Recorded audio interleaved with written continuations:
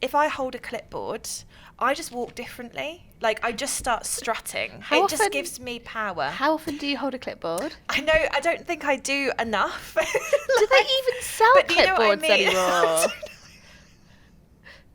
Okay, maybe I'll change it to like a notepad.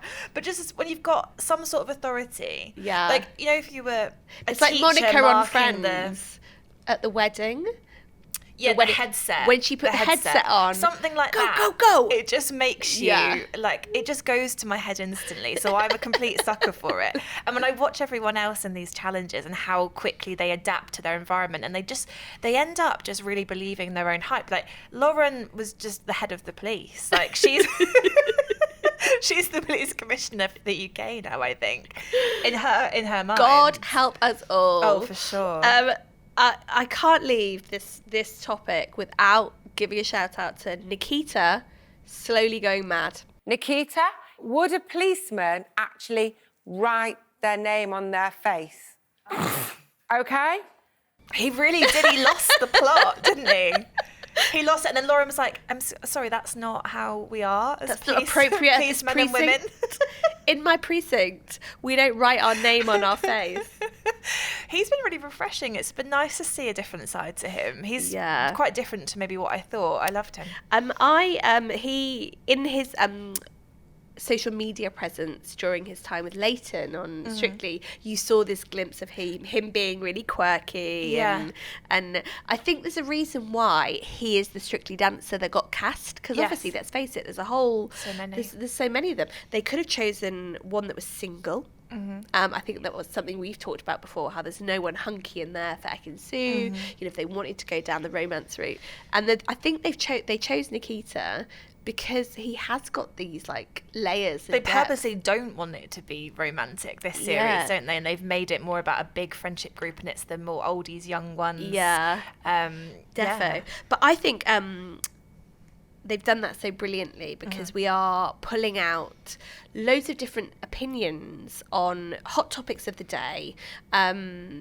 That wouldn't necessarily happen if they had a group of young, sexy people in there. So what I'm specifically thinking about is the combo they had last night about OnlyFans. And I just thought this was so interesting, because you've got Lauren just being a very real voice for women. You know, hey, we can earn a lot of money through our bodies. There's nothing to be ashamed about that. You know, the financial freedom that she found through being on Real Housewives, which some people look down on. And then you've got Ekin-Su, who is like, even if I could earn £1 million, I would never do that. And I just think it's such an interesting debate, isn't it? I was surprised about Ekin-Su's stance on that, to be honest. It was really... No, that's an absolute no. I mean, imagine it doesn't go great for her after Celebrity Big Brother, and then she gets offered to do OnlyFans and maybe just starts taking it more seriously, and we're going to play that clip forever of her completely slamming it, not even counterbalancing it, which I would, which is maybe something that I wouldn't do, but I think if you want to do that, go for it. But she was really shutting it down. I'd rather have £0 than £1 million doing it the wrong way. Well, but £1 million or £11 an hour. Would you do OnlyFans if you had what to do? Like last night when she was talking about girls that go on OnlyFans and stuff like that, I just thought that, I don't know, it's like, OnlyFans isn't for me. I wouldn't do OnlyFans, but you know what? Good luck to everyone that does it. Do you know what I mean? The way that, I don't know, does she think she's better than everyone? Maybe, but really, really judgmental. You know, it's each their own. If everyone's got a right to do what they want. You know, it's not illegal in their life to do what they want, and I do think she's really judgmental. You know, there's a lot of people that would be like, oh, I wouldn't go on Love Island, you know. And I noticed something on social media, you know, someone saying, oh, you know, Ekin-Su says that she wouldn't do OnlyFans, but she's okay to like flaunt her body and like, you know, be under the covers with somebody and like kissing somebody and like exchanging bodily fluids with someone on national TV, you know. So it's quite like, she can't really criticise too much, and also don't like God, it sounds like I'm really hating on her. I'm not, but I also don't like the way that it's like, I don't know, she's young, she's pretty.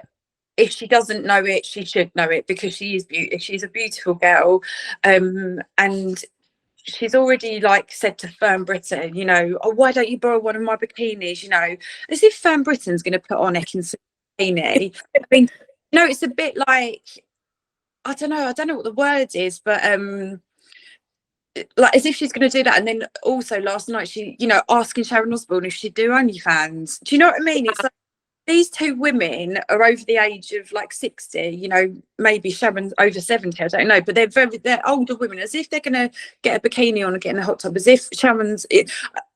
And I know it was probably a flippant question, like, would you do OnlyFans? But you just don't ask them two women the question. Do you know what I mean? The question.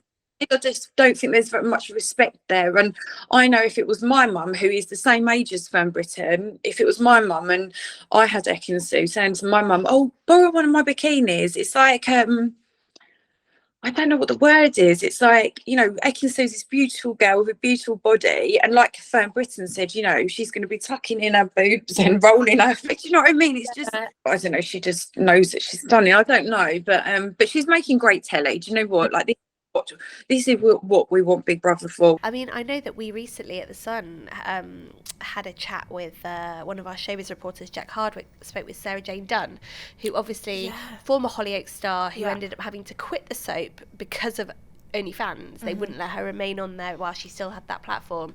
And still to this day, she only posts on that site what she would post on her Instagram. So it's still lingerie, bikinis, but, you know, nothing graphic or sexual.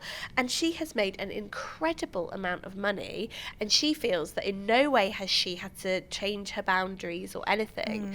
And I completely agree. Like, Ekin's stance felt very hardline for a bit someone archaic as well when she's so young, and for someone who love Ekin but is in that house because she wore a bikini on TV.